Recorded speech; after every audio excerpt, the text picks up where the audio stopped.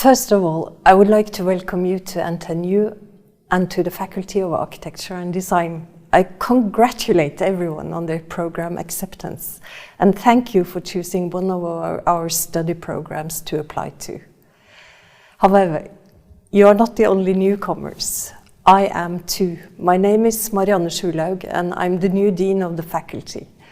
We're probably equally excited about what the next few years will be like at NTNU, in Gjøvik and in Trondheim.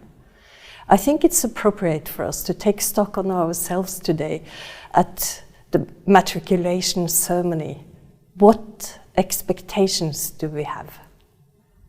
My expectation is to step into an open, professional and inquiring learning community that preserves the uniqueness of architecture, design and art, but which also builds bridges to other disciplines and fields of study. Knowledge for a better world is the slogan of the university we have chosen to be part of. Societal awareness about the need for a change, of course, is growing. New ways of life must be developed if the world is to achieve the UN's 17 sustainability goals. And this requires knowledge. Knowledge that shifts society into a new gear that can slow down the climate crisis. So the question is, how do design, art and architecture fit into and find their crucial places in shaping a better world?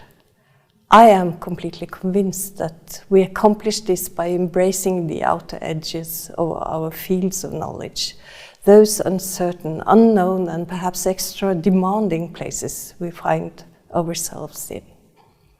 Use your opportunity as a student to challenge what is given and obvious. Ask critical questions. By stepping off the beaten track, you can discover the promise for a better future. But finding gold requires motivation along with a desire and willingness to challenge the status quo. Figures from the Study Environment Survey conducted by the Norwegian Union of Architects in March this year show that more than a third of students of architecture and design struggle with mental health. These numbers are too high. The faculty's goal is to be a positive place to learn, a place where each of you can develop personal expression and find your own driving force.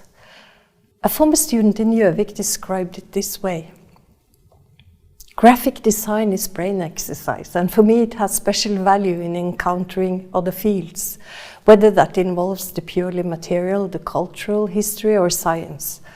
I let myself be fascinated by everything that makes me think, perhaps especially books, typography, conceptual ideas and cultural events.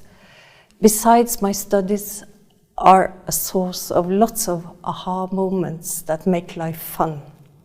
End of quote.